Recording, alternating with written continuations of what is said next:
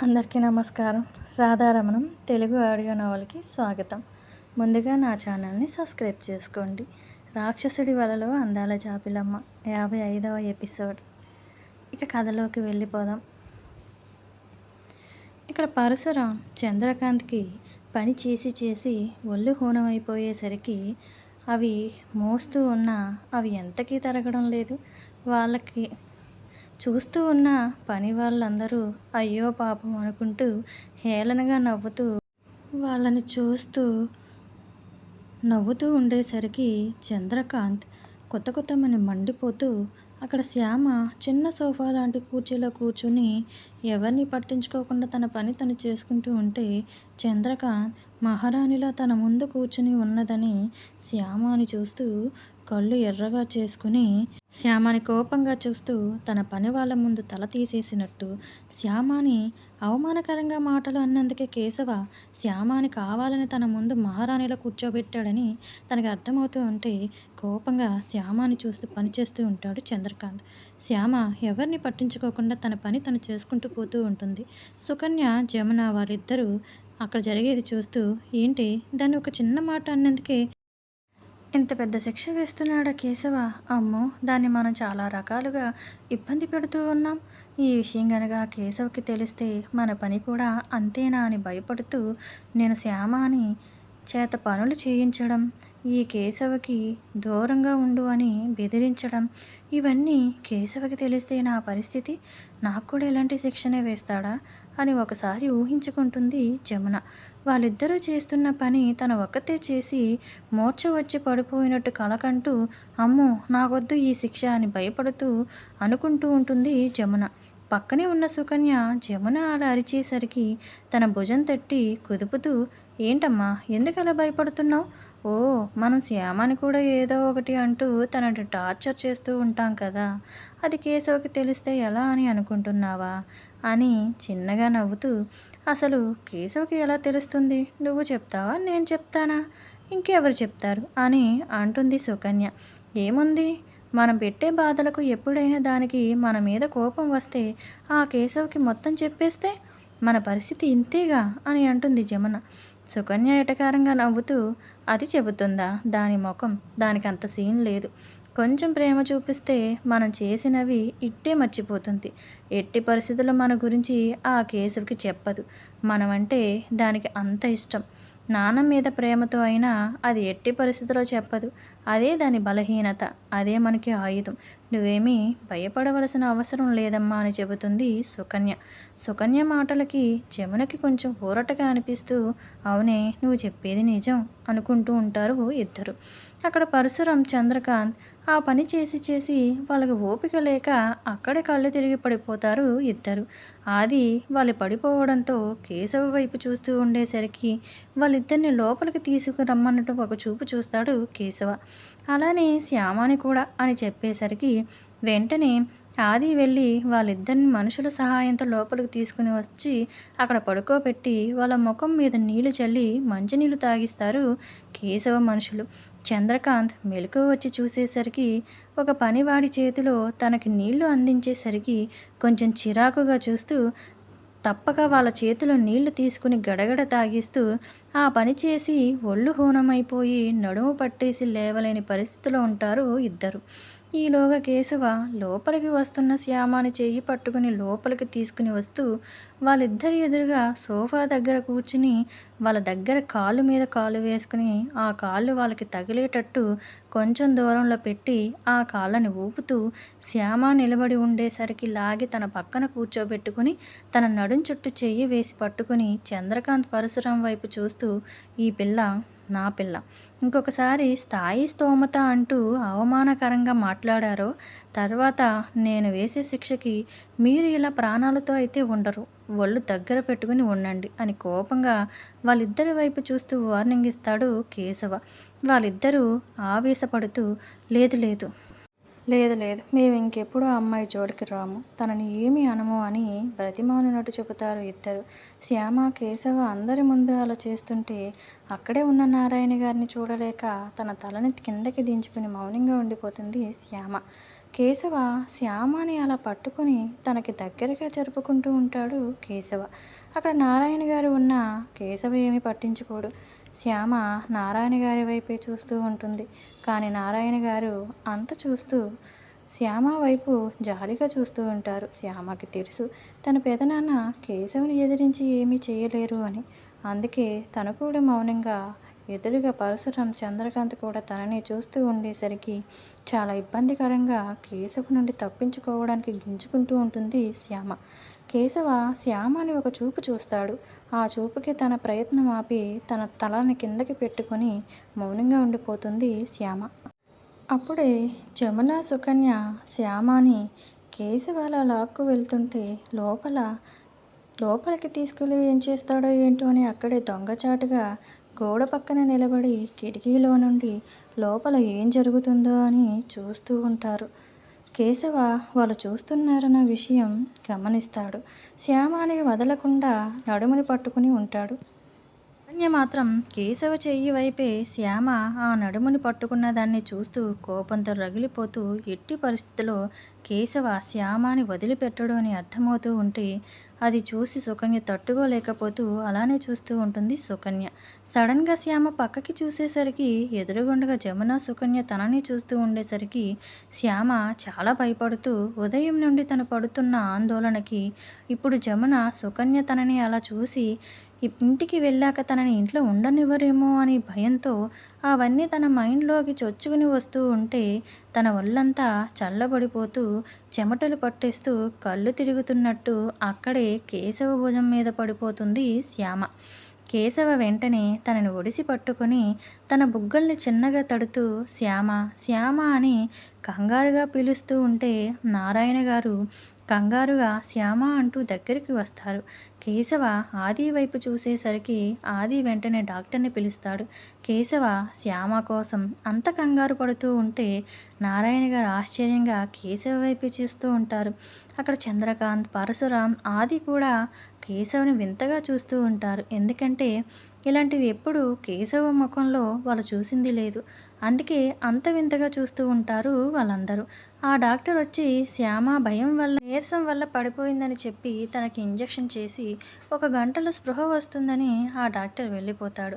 కేశవ శ్యామని తన 2 చేతుల్లో ఎత్తుకుని పరశురాం, చంద్రకాంత్ ఇంకొకసారి ఇలాంటి తప్పు చేస్తే నా చేతిలో చస్తారు అన్నట్టుగా ఒక చూపు చూసి వెంటనే శ్యామను తీసుకుని బయటకు వచ్చేస్తుంటే కేశవ వచ్చేస్తున్నాడని జమున సుకన్య వెంటనే పరుగున వాళ్ళ కారులోకి వెళ్ళి కూర్చుంటారు. కేశవ శ్యామను తీసుకుని తన జీప్ దగ్గరికి వెళ్ళి తనని సరిగా ముందు సీట్లో కూర్చోబెట్టి తన డ్రైవింగ్ సీట్లో కూర్చుని ఆది వైపు చూసి తన జీప్ని పోనిస్తాడు కేశవ.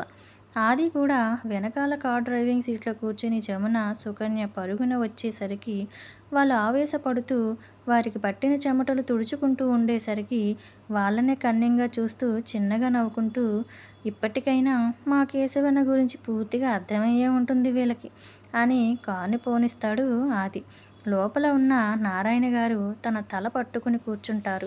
చంద్రకాంత్, పరశురాం ఓపిక లేకపోయినా అలానే పైకి లేస్తూ నారాయణ గారిని చూస్తూ ఏంటి నారాయణ, నీ తమ్ముడు కూతుర్ని మా కేశవ అంత ఇదిగా చూస్తూ ఉన్నా నువ్వేం మాట్లాడవేంటి? ఓ, ఆ ట్రైనింగ్ ఇచ్చింది నువ్వేనా అనేసరికి నారాయణ కోపంగా వాళ్ళ వైపు చూస్తాడు. వాళ్ళిద్దరూ నారాయణ్ని కోపంగా చూస్తూ అబ్బో, చాలా కోపం వస్తుందే, ఛీ, మా కేశవ్కి ఏం మందు పెట్టింది నీ తమ్ముడు కూతురు అని ఇద్దరు నారాయణ్ని ప్రశ్నించేసరికి ఆయన మౌనంగా ఉండిపోతాడు. ఆ మౌనమే వాళ్ళకి కావలసింది అనుకుంటూ మా ఇంట్లో పని చేసుకుని మేము డబ్బులు ఇస్తేనే కానీ 2 పూటలు కడుపు నిండదు మీకు, అలాంటిది ఈరోజు నీ కూతురు కాని కూతురు వల్ల మేమింత పెద్ద శిక్ష అనుభవించవలసి వచ్చింది. ఏమైనా ఇలాంటి విద్యలు మాత్రం మీలాంటి వాళ్ళు భలే నేర్చుకుంటారే, ఆస్తి ఉన్న వాళ్ళని భలే బుట్టలో వేసుకుంటారే మీ ఇంటి ఆడవాళ్ళు అని చేదరింపుగా అంటాడు చంద్రకాంత్. నారాయణ గారికి చంద్రకాంత్ అన్న మాటలు తన గుండెకి సూటిగా బాణాల్లా తగులుతూ ఉంటే తను ఏమీ మాట్లాడలేని స్థితిలో చంద్రకాంత్ పరశురాం గారి వైపు కోపంగా చూసి బయటికి వచ్చేస్తాడు నారాయణ. పౌరుషం మాత్రం బానే వస్తుందే! అంత పౌరుషం ఉన్నవాడివైతే ముందు నీ కూతుర్ని మా కేశవికి దూరంగా ఉంచు" అని కావాలనే నారాయణ బాణం మీద కొట్టి మాట్లాడుతూ ఉంటారు ఇద్దరు. నారాయణ వాళ్ళ మాటలకి బాధాతప్తమైన హృదయంతో బయటికి వస్తూ తన బండి తీసుకుని అలానే ఆలోచించుకుంటూ తమ ఇంటికి పయనమవుతారు నారాయణ గారు. ముందుగానే కేశవ నారాయణ గారి ఇంటికి వచ్చి ఆగుతాడు. శ్యామ స్పృహ తప్పి పడుకుని ఉండేసరికి తన ముఖం వైపే చూస్తూ ఉంటాడు కేశవ. వెనకాల ఆదికు కారొచ్చి ఆగుతుంది. అందులో నుండి జమున, సుకన్య దిగుతూ అక్కడున్న జీపు దగ్గరికి వెళ్దామని అనుకుంటారు. కానీ అక్కడ కేశవని చూసి ఆగిపోతూ వెంటనే ఇంటి తలుపులు తీసుకుని లోపలికి వెళ్ళిపోయి నీళ్ళ బాటిల్ తీసుకుని గడగడ తాగేస్తూ అలుపు తీర్చుకుంటూ ఉంటారు ఇద్దరు. అప్పుడే కేశవ శ్యామని తన చేతిలోకి ఎత్తుకుని ఇంటి లోపలికి తీసుకుని వస్తూ ఉంటే వాళ్ళిద్దరికీ పొలమారుతున్నట్టు కేశవ చేతిలో శ్యామాని అలానే చూస్తూ ఉండిపోతారు. కేశవ శ్యామాని సోఫాలో పడుకోబెట్టి తన ముఖాన్ని చూస్తూ ఉంటే పసితనంతో అమాయకంగా కనిపిస్తూ ఉంటుంది కేశవకి. శ్యామ వదిలి వెనకకి తిరిగి అక్కడ నిలబడి తనని భయంగా చూస్తూ ఉన్న జమున, సుకన్య వైపు కోపంగా చూస్తూ ఏదైనా తేడా వచ్చిందో కబద్దార్ అన్నట్టు వేలు చూపించి కోపంగా కేశవ్ బయటికి వచ్చేస్తాడు. ఆది కూడా కేశవ వెనకాల లోపలికి వస్తూ కేశవ వాళ్ళ వైపు కోపంగా చూసిన దానికి ఆది వాళ్ళ దగ్గరగా వచ్చి మీకు మా కేశవన్న స్ట్రాంగ్ వార్నింగ్ ఇచ్చి వెళ్తున్నాడు. ఆ వార్నింగ్కి అర్థం ఏంటో తెలుసా? శ్యామ విషయంలో ఏదైనా తేడా జరిగిందో మీకు అలాంటి శిక్ష అయితే కాదు, చాలా దారుణంగా విధిస్తాడు శిక్ష అని వాళ్ళకి భయం పుట్టేలా చెబుతూ మిమ్మల్ని అక్కడికి తీసుకురమ్మంటేనే నేను అక్కడికి మిమ్మల్ని తీసుకుని వెళ్ళాను. ఇప్పటికైనా మా కేశవన్న గురించి మీకు పూర్తిగా అర్థమయ్యే ఉంటుందిగా. ఇక నుండి కొంచెం జాగ్రత్తగా ఉండండి అని సుకన్యని వంకరగా చూస్తూ నవ్వుకుంటూ బయటికి వచ్చేస్తాడు ఆది.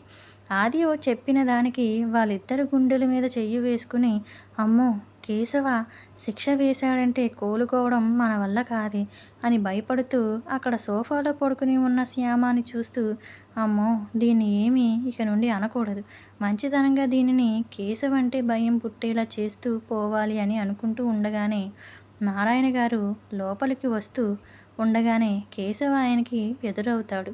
కేశవను అక్కడ చూసిన నారాయణ గారు కేశవాల తన ఇంట్లో నుండి వచ్చేదాన్ని చూస్తూ చంద్రకాంత్, పరశురాం ఇద్దరు కలిపి తనని అన్న మాటలు గుర్తుకు వస్తూ ఉంటే ఆయన గుండె మండుతున్నంత బాధ కలుగుతుంటే ఇలానే వదిలేస్తే వాళ్ళన్న మాటలు నిజమైపోయేలా ఉన్నాయని భయం పట్టుకుంటూ ఎలాగైనా కేశవని శ్యామకి దూరంగా ఉండేలా చేయాలని అదే అందరికీ మంచిది అనుకుంటూ కేశవని చూస్తూ నారాయణ చూడండి బాబు, మేము చాలా చిన్నవాళ్ళము, మా స్థితిగతులు చాలా చిన్నవి, మీ స్థాయికి మేము సరిపడం, మా శ్యామని మీరు అని కేశవ వైపు చూసి చెప్పలేక తన తల కిందకి దించుకొని మా అమ్మాయి శ్యామ చాలా చిన్నది బాబు, తల్లిదండ్రులు లేని పిల్ల, తనని అనాథాశ్రమంలో చేర్పించలేక నాతో పాటు ఈ ఇంటికి తీసుకుని వచ్చాను.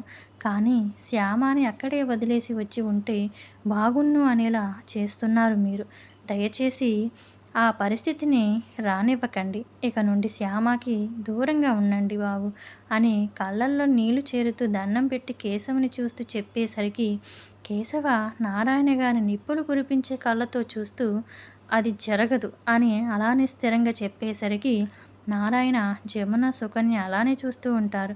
కానీ నారాయణ మనసులో ఎలాగైనా కేశవ బాబుని శ్యామని దూరంగా ఉంచాలనే నిర్ణయంతో కేశవుని చూస్తూ ఎందుకు కుదరదు బాబు, మేము అసలే మా తమ్ముడు మరదలు పోయిన దుఃఖంలో ఉన్నాం, తన తల్లిదండ్రులు పోగొట్టుకుని బాధలో ఉంది శ్యామ, మీకు చేతులెత్తి దండం పెట్టడానికి మీరు చిన్నవాళ్ళు అయిపోయారు, అందుకే దండం పెట్టలేక మీ చేతులు పట్టుకుని అడుగుతున్నా, మళ్ళీ మా శ్యామ వైపు చూడకండి అని కేశవుని బాధగా చూస్తూ అడుగుతారు నారాయణ. కేశవ కోపంగా చూస్తూ అక్కడ పడుకున్న శ్యామ ముఖం చూస్తూ తన జేబులో సిగరెట్ని తీసి వెలిగిస్తూ సరే నారాయణ, నువ్వు చెప్పిన దానికి నేను ఒప్పుకుంటాను, నా అంతట నేను శ్యామ దరిదాపుల్లోకే రాను, కానీ నాకు ఎదురు పడితే మాత్రం వదలను అని గట్టిగా బెదిరించి ఆ సిగరెట్ పొగని బయటకు వదులుతూ నారాయణ్ని కన్నింగా చూస్తూ విసురుగా బయటికి వెళ్ళిపోతాడు కేశవ. కేశవ చెప్పిన దానికి నారాయణ మనసులో ఆందోళనగా ఉన్న తనంతట తన శ్యామ జోలికి రాను అని కేశవ చెప్పేసరికి శ్యామని అసలు బయటికి పంపించకుండా ఉంటే సరిపోతుంది కదా అని ఆలోచించుకుంటూ మౌనంగా ఉండిపోతారు నారాయణ. ఆది నారాయణ గారి దగ్గరికి వచ్చి, ఏంటి నారాయణ, మా కేశవన్న గురించి అంతా తెలిసి ఎలా మాట్లాడగలవు? ఆ అమ్మాయి ప్రమాదంలో ఉంది అని నీకు తెలుసు. అలాంటిది మా కేశవన్నని ఆ అమ్మాయికి దూరం చేసే ప్రయత్నం చేస్తే నీకే నష్టం అని ఆది నారాయణ గారిని కోపంగా ప్రశ్నిస్తాడు. కానీ ఆయన ఏమీ మాట్లాడలేరు. మనసులో మాత్రం అవును, ఈ విషయాలు వీళ్ళకి ఎలా తెలుసు అనుకుంటూ అప్పుడు ఆలోచనలో పడతాడు నారాయణ. ఆది నారాయణ ఆలోచనలో పడేసరికి నారాయణ్ని సుకన్యని చూస్తూ కేశవ వెనకాల వెళ్ళిపోతాడు ఆది. కేశవ నారాయణ మాటలకు కోపం వస్తూ ఉన్నా ఆయన కళ్ళల్లో బాధ కనపడేసరికి కేశవ సిగరెట్ మీద సిగరెట్ కాల్చేస్తూ ఏదో నిర్ణయానికి వచ్చినట్టు జీప్ను పోనిస్తాడు కేశవ. అప్పటి నుండి కేశవ శ్యామని పట్టించుకోకుండా ఉన్నట్టు ఉంటాడు. కానీ శ్యామ ప్రతి కదలికని గమనిస్తూనే ఉంటాడు కేశవ.